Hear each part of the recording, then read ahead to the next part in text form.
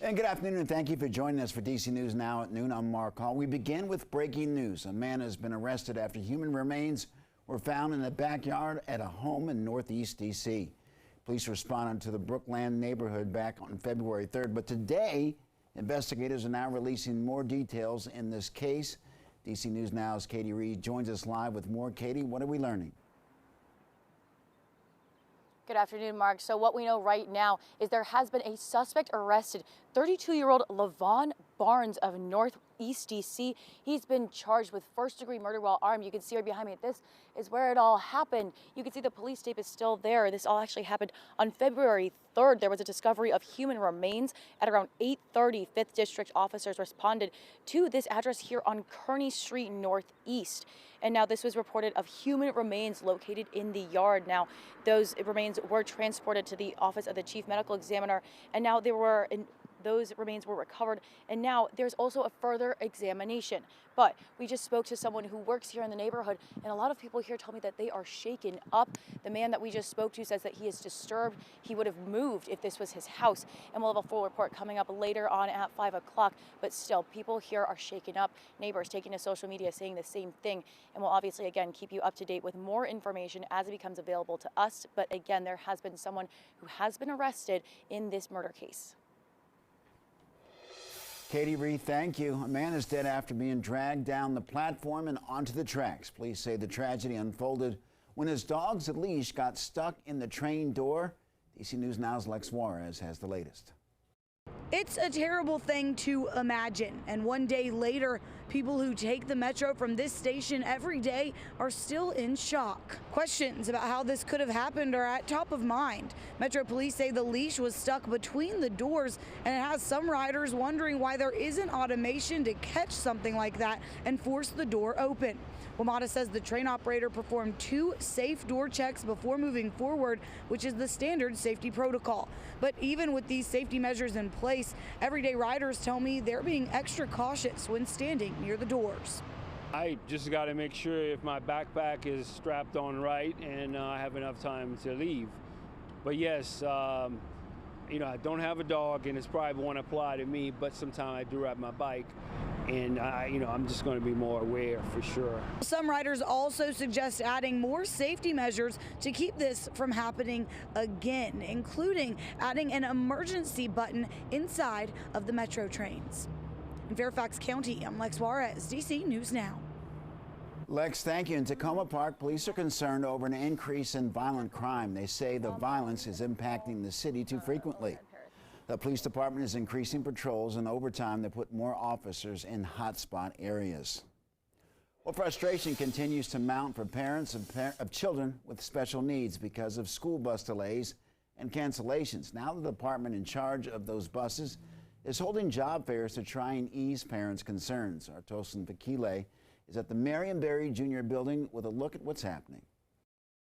Parents are frustrated and fed up with school buses being delayed or no show to pick up their children with disabilities here in the district. And the department that handles that says it's mostly due to a shortage of drivers and attendants. Well, today here in the Marion Barry Jr. building, they're trying to do some work to tackle that issue. Parents say the constant issues with on-time pickup have been going on since students returned from winter break.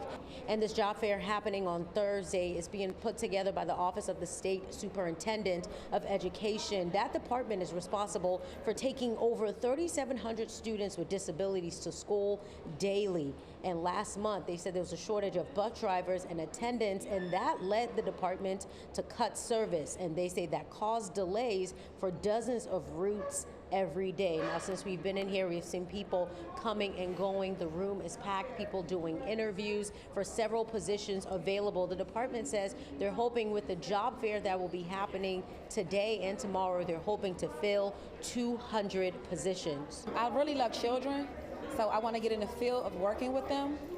So that's why I'm here. And I would greatly like to be hired today. I hope they consider me.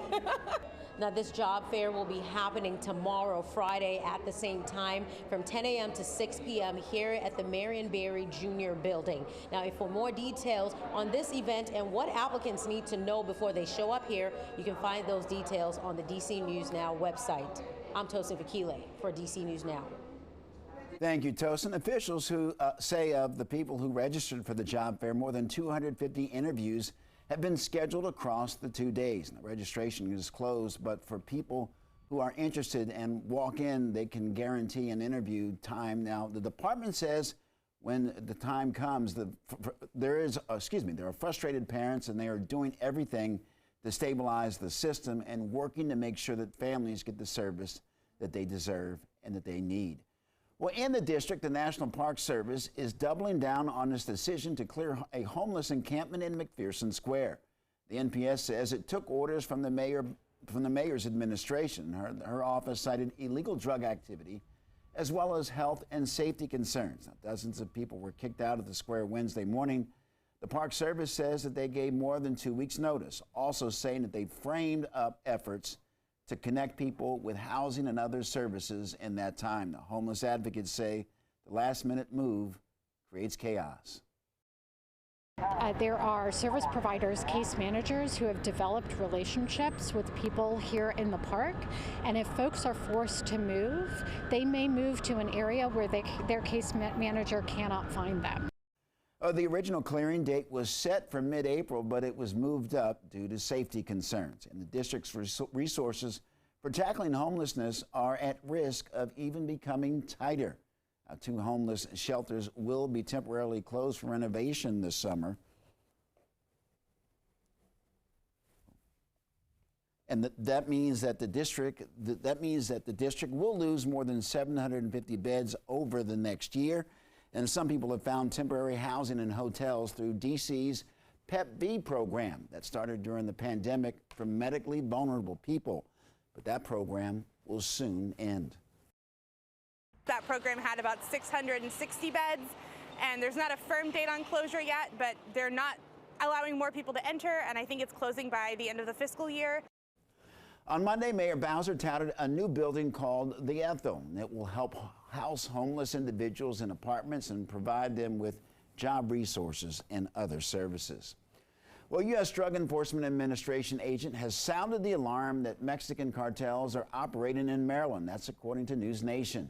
The DEA's Washington Division head agent brought the claim forward after the Maryland Attorney General announced indictments of 6 people accused of trafficking large amounts of cocaine from Houston, Texas. Now, this claim mirrors the findings in the trial of Sinaloa cartel member in 2022, where evidence and testimony showed that the cartel had been operating in the Baltimore area for several years.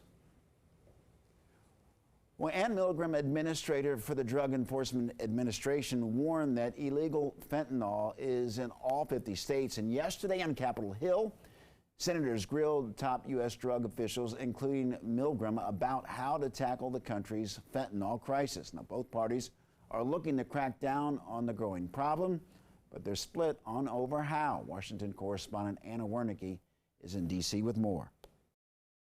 Across our nation, from big cities to small towns, fentanyl is driving a surge of deaths. New Jersey Democrat Bob Menendez says fentanyl isn't just a border problem, it's an American problem. Drugs so potent it can kill someone with an amount equivalent to a few grains of salt. It is so lucrative, nothing's going to stop it unless we stop it. Democrats and Republicans heard from America's top drug law enforcer on Wednesday, who says cartels in Mexico are smuggling the drug across the border at an unprecedented rate. We believe Mexico needs to do more to stop the harm that we're seeing. But Texas Republican Senator John Cornyn says President Biden is to blame. The current policies of the administration are making the cartels rich because they continue to smuggle those drugs into the United States. To say that is the center of the fentanyl crisis is just not true. But Menendez says stopping the flow of fentanyl into the U.S. starts by stopping the supply chain,